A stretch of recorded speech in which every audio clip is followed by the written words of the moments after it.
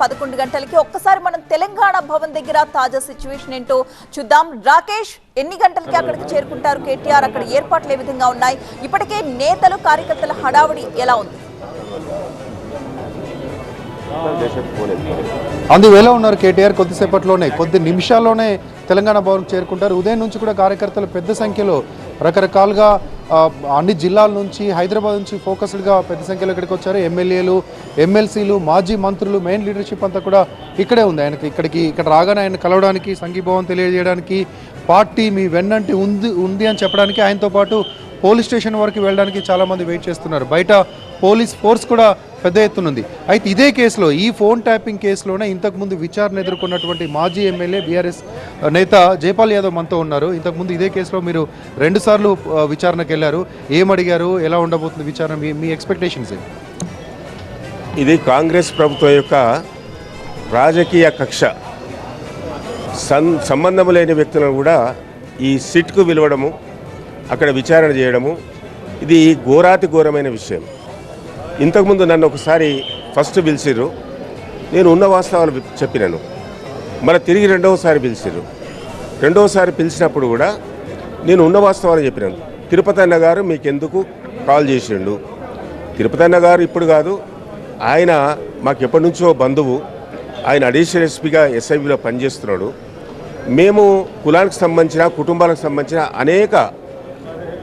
అనేక సమస్యలుంటే కూర్చొని మాట్లాడి పరిష్కారం చేసినటువంటి విషయం. అందులో ఆయన కాల్ చేసిండు, ఎలక్షన్లప్పుడు కాల్ చేసి మాట్లాడినప్పుడు ఆ కాల్ రికార్డ్ అయ్యింది ఆయన ఫోన్లో, ఆ నెంబర్స్ రికార్డ్ అయినాయి.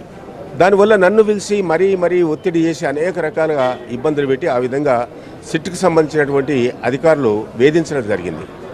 అదేవిధంగా మొన్న హరీష్ రావు గారిని పిలిచారు.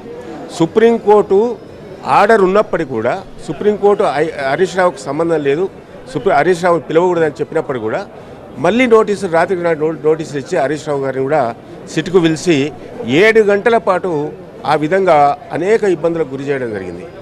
మళ్ళీ నిన్న అప్పటికప్పుడు అయితే బొగ్గు గనులకు సంబంధించిన ఆ టెండర్స్ విషయంలో కేటీఆర్ గారు మాట్లాడితే ఆ విషయాన్ని డైవర్ట్ చేయడానికి రాత్రికి కేటీఆర్ గారికి నోటీసులు ఇచ్చి ఈరోజు 11 గంటలకు మరి సిట్ జూబ్లీ హిల్స్ పోలీస్ స్టేషన్కు పిలవడం జరిగింది. ఇది ఘోరాతి ఘోరమైన విషయం. రాజకీయం ఉంటే మనం ఎలక్షన్లప్పుడు చేసుకోవాలి. ప్రజలు ఎవరిని ఆశీర్వదించి, దీవించి ఓట్లేస్తారో, గెలిపిస్తారో ప్రజా తీర్పును గౌరవించాలి. కానీ ఈ విధంగా ప్రతిపక్షాలను వేధించడము, బాధించడము, అనేక ఆరోపణలు, కట్టుకథలు అల్లడము, ఈ విధంగా పోలీసుల చేత సిట్లు వేయించడము, దాంతో పాటుగా గంటలు విచారణ చేస్తున్నారు కదా. గంటల విచారణలో సిట్ అధికారులు ఏం అడుగుతున్నారు? పొలిటీషియన్స్గా మిమ్మల్ని ఆ ఫోన్ ట్యాపింగ్కి సంబంధించి ఏం అడుగుతున్నారు?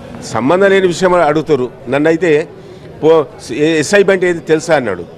నాకు తెలంగాణలో ఉన్నటువంటి పోలీస్ డిపార్ట్మెంట్లో సివిల్ పోలీస్ ఉంటుంది, ఇంటెలిజెన్స్ ఉంటుంది, సిఐడి ఉంటుంది, ఎస్ఐబి ఉంటుంది, గ్రే హ్యాండ్స్ ఉంటుంది, అనేక రకాల ఎస్ఓటి ఉంటుంది. ఇవన్నీ కూడా ప్రభుత్వ పరిధిలో వస్తాయి. ఏ శాఖ దేనికి పనిచేస్తో మాకు తెలియదు. మేము ప్రజలు ఎన్నుకున్నటువంటి ప్రజాప్రతినిధులము. మేము ప్రజల డెవలప్మెంట్, సంక్షేమం గురించే మాట్లాడతాము, అక్కడ కార్యక్రమాల్లో పాల్గొంటాము. పోలీస్ డిపార్ట్మెంట్ ఏం చేస్తుంది, ఎవరేం చేస్తారు అని మాకు తెలియదు కదా. అదే విషయాన్ని నేను చెప్పినాను. అది మీకు తెలవాలి, మీ డిపార్ట్మెంట్ తెలవాలి, మాకు తెలియదు, మేము ప్రజాప్రతినిధులమని చెప్పినాను. Thank you. ఇది అంటే సిట్ ఎలా విచారించబోతుంది అని ఇంతకుముందు విచారణ 2 సార్లు ఎదుర్కొన్నటువంటి జైపాల్ యాదవ్ చెప్తున్నారు. ఇదే విషయాన్ని అడ్వకేట్స్ కూడా, సిట్ ఏ విధంగా క్వశ్చన్ ఇయర్ ఉంటుంది, ఏం అడగబోతుంది, ఎలాంటి అంశాలను పరిగణలోకి తీసుకుంటుంది, వీటన్నిటి విషయాలు కూడా నిన్ననే కొంతమంది న్యాయవాదులు ఆయన బ్రీఫింగ్ ఇచ్చారు. ఈరోజు వచ్చిన తర్వాత ఇక్కడటువంటి ఎమ్మెల్యేలు, ఇక్కడటువంటి మెయిన్ లీడర్షిప్తో ఆయన మీటింగ్ పెట్టుకుంటారు. 1 గంట 45 నిమిషాల మీటింగ్ తర్వాత బయటకు వచ్చి ఇక్కడే మీడియాతో మాట్లాడతారు. మీడియాతో మాట్లాడి ఇక్కడ నుంచే నేరుగా వెళ్తారు. కానీ వెళ్ళేటప్పుడు కార్యకర్తలు, లీడర్లు వెళ్లకుండా కొంత పోలీస్ అయితే స్ట్రిక్ట్గా ఫిల్టర్ చేసేటువంటి ప్రయత్నం చేస్తున్నారు. Right, thank you Rakesh.